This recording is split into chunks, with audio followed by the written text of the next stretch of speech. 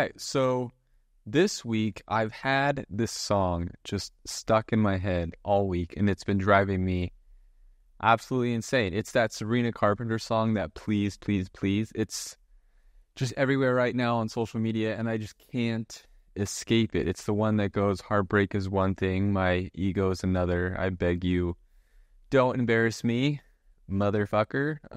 Yeah, but these three lines have just been living on repeat in my head just all week. And what's really driving me crazy though is that I don't like Sabrina Carpenter really at all. And I'm telling myself that I can't like her music because I'm on Olivia Rodrigo's side of this whole feud. So honestly, I don't know or didn't know much about this feud until I looked it up. Apparently they were caught in like a little love triangle back in their high school musical days. But I guess when Driver's License came out, that kind of like sparked this debate, like Olivia Rodrigo or Sabrina Carpenter, which side are you on? Apparently they've claimed that the rumors are just like false and they don't have a problem with one another. But the evidence is very hard to deny, I think. And as Sabrina Carpenter has gotten just more and more popular this year, I feel like I need to hold strong with Olivia, like where's my loyalty at?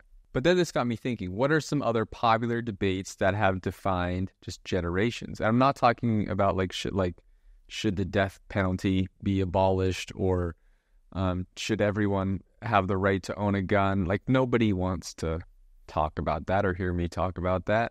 I want the hard-hitting stuff, the stuff that really defines a person, like celebrity feuds, brand loyalty, entertainment rivalries, social media debates like, was the dress blue and black or white and gold, or did you hear Yanny or Laurel? So today, I'm giving my take on some of the most widely discussed pop culture this versus that scenarios. But the rules are simple. You must choose a side. There are no like special what if scenarios. You can't choose both sides. It's just one or the other. So since we started out with a celebrity feud, I'll continue in that realm a little bit for a minute. But Angelina Jolie versus Jennifer Aniston. This was my first like OG celebrity feud that I can remember. I guess in today's day and age, maybe Selena Gomez and like Hailey Bieber would be considered a more popular love triangle amongst the younger generation. But I feel like for my generation, this was the first that still like comes to mind when you think of Hollywood love triangles. But I was still pretty young when all of this went down. It happened in the early 2000s, so I was only like 10 years old. But from what I can remember and then what I researched, I'll give you a quick summary. So Jennifer Aniston and Brad Pitt were married in 2000. In 2004, Brad Pitt and Angelina Jolie co-starred in the film Mr. and Mrs. Smith, which, side note, has a remake now with Childish Gambino. So it's kind of sad that I'm old enough where movies can be remade within my lifetime. But anyways, during the filming of this movie, rumors began to circulate that Brad and Angelina were having an affair. And in early 2005, Brad and Jennifer announced their separation. The media turned Jen and Angelina against each other, and Jen was kind of like the wronged like ex-wife while Angelina was the homewrecker. But Brad and Angelina stayed together for a while until they later divorced in 2016. So whose side are you on, right? I feel like most people sided with Jen because she was the one who supposedly, right, got cheated on. But then you just look at Angelina Jolie and you're like, man, like this woman is just stunning, right? Like how can you not be on her side? So then you like gravitate back towards the Angelina Jolie. But I guess I'm on Jennifer Aniston's side. I don't really like Jennifer Aniston, but from what I like researched, she took the high road. I think she made some comments about like how quick it all played out, which I agree with. That was kind of a quick little timeline there. But now Angelina is kind of gunning after Brad Pitt, and you got like their kids changing their last names. So maybe Jen was the one who really lucked out and got out of there. But yeah, crazy first OG kind of Hollywood love triangle there for me. My next Hollywood debate is basically Taylor Swift versus the world. You either love Taylor Swift or you hate her. I respect her, definitely. I respect her as an artist and as a person. But by no means am I a fan of Taylor Swift. I think she's just been involved in too much just drama over the years. Now, I'm not saying that she like created all this drama herself, but there's no way you're the victim in every single case. I looked up a complete list of celebrities who've had feuds with her, and there's a lot. I don't even know like some of these people's names. Like I've never even heard some of these people, but yeah, it's crazy. So here you go. You got Katy Perry, Kim Kardashian, Kanye West, Nicki Minaj, Rihanna, Miley Cyrus, Lady Gaga, Demi Lovato, Lorde, Tina Fey and Amy Poehler, Kendall Jenner, Zayn Malik, or Malik, I don't know how you say it, Chloe Grace Moretz, Calvin Harris, Joe Jonas, Jake Gyllenhaal, Harry Styles, John Mayer, Diplo, Scooter Braun, Camila Bell, who I don't know who that is, Damon Albarn, who I don't know who that is either, and then Carly Kloss. Now, I guess the most prevalent feud in my mind is this Kim Kardashian and Taylor Swift one. This kind of all resurfaced recently with the Thank You Amy song that just came out. But my wife told me there was some serious beef between her and Katy Perry back in the day, which I had no idea about. So then I looked it up, and yeah, there was a lot. But so that feud began around in 2012 through 2013, and it involved backup dancers, apparently. And Taylor Swift claimed that Katy Perry tried to sabotage her tour by hiring dancers who were previously working with Taylor. Taylor Swift then released the song Bad Blood, which many interpreted to be about Katy Perry.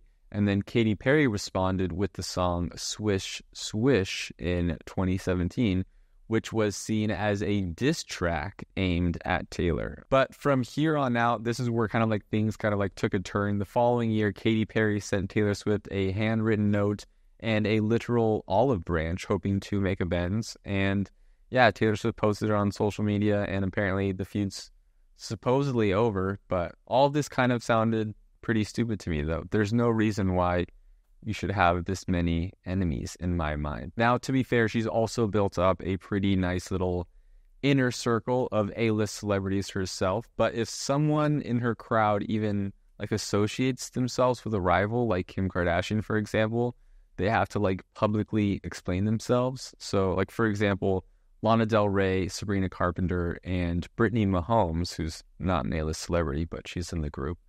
They were all featured in Skims campaigns within the last year, I want to say. And they all were asked how, like, Taylor felt about this. And it's like, come on, like, grow up, you know? Like, personally, you're not going to ever find me in Taylor Swift's corner. I'm sorry to all the Swifties out there, including my wife in the next room. But yeah, I'm just not a fan of her. And I will take the world side versus Taylor Swift. I'd say the most recent celebrity feud, though, is between Kendrick Lamar and Drake, though. So this has been the feud of 2024, definitely. I don't know much about this one. I guess it all started, from what I know, back in 2013 with a Big Sean song, and Kendrick did a guest verse on the song, and he calls out like Drake and a bunch of other like big rappers during that time, and basically he said that he was better than all of them and coming after all of them. But I am so far just removed from like rap culture these days, though. Like, I have no idea just what's going on. With my limited information, I'm going to take Kung Fu Kenny's side, though. I think better music, better rapper, and that's it, you know? I'll stand by him no matter what. So moving on from celebrity debates, though, let's shift gears over to entertainment. So there are, oddly enough, two big pop culture debates surrounding Leonardo DiCaprio. And the first one is all about in the movie Titanic. So was there room on the floating door for Jack? Yes or no?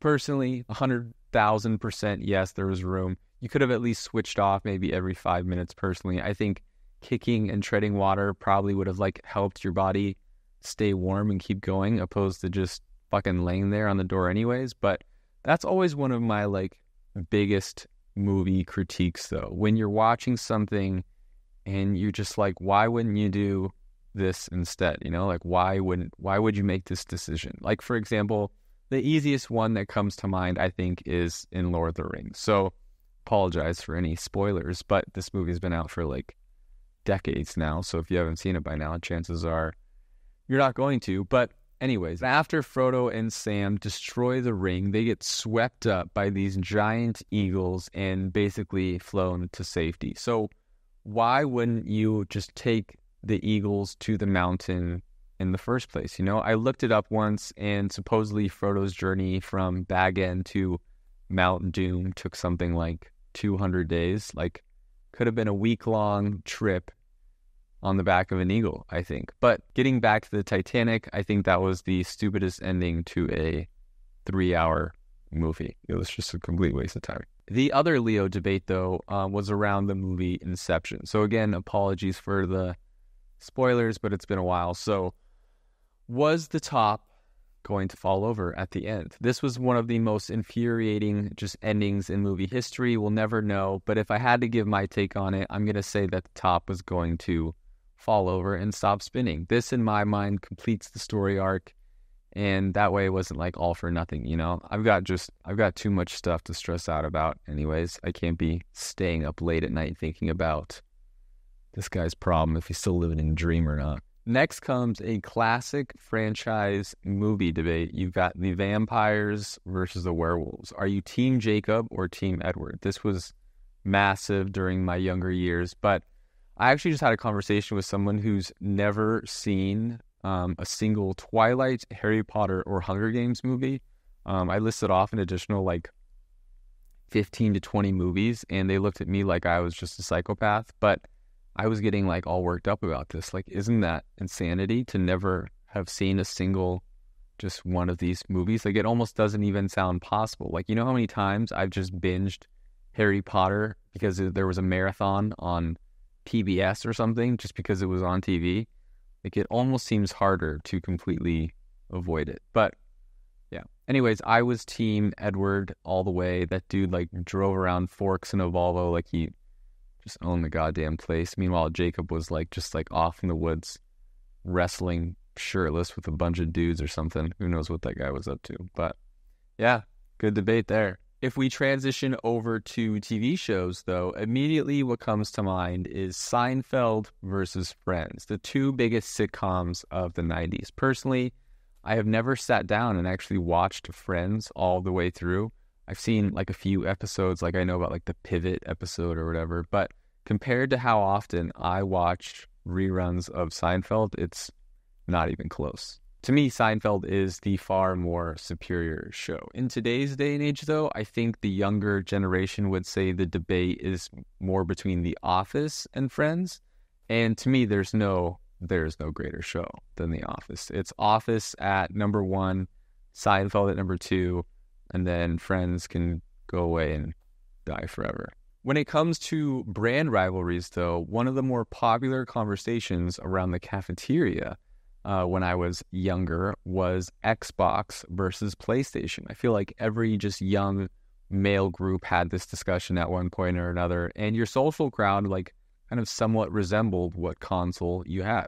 I think the number one game of my childhood, though, had to be Halo. I think making me an Xbox person, like this game is just nostalgia. If I ever walk into like a big empty room or a bathroom with a lot of echo, you can best believe that I am singing that Halo theme song. It just lives in the back of every Xbox user's mind, waiting to be just channeled at a moment's notice. So in recent years, though, I rarely haven't played video games really whatsoever, so I'm kind of impartial to this debate as of now. But I guess like kids nowadays kind of like build their own PCs, right? Like this is a new kind of crazy culture shift going on. But yeah, people used to really get fired up about the Xbox versus PlayStation debate. The ultimate just brand rivalry, though, has to be Pepsi versus Coke, though, right? Like two classics just battling it out for generations. However, are you ready for this? A new study indicates that there's a new player in the mix. According to recent data from Beverage Digest, Dr. Pepper has risen past Pepsi and become the second most popular soda in America. So Coca-Cola is at the top pretty easily with a steady market share of about 20%. And that outpaces the next four competitors being Dr. Pepper, Pepsi, Sprite, and Diet Coke by like over a 10% margin. But I'll tell you what though, the Dr. Pepper fan club is loyal. People who drink Dr. Pepper fucking drink Dr. Pepper. Like they are just religious about it. They'll put it in like coffee recipes.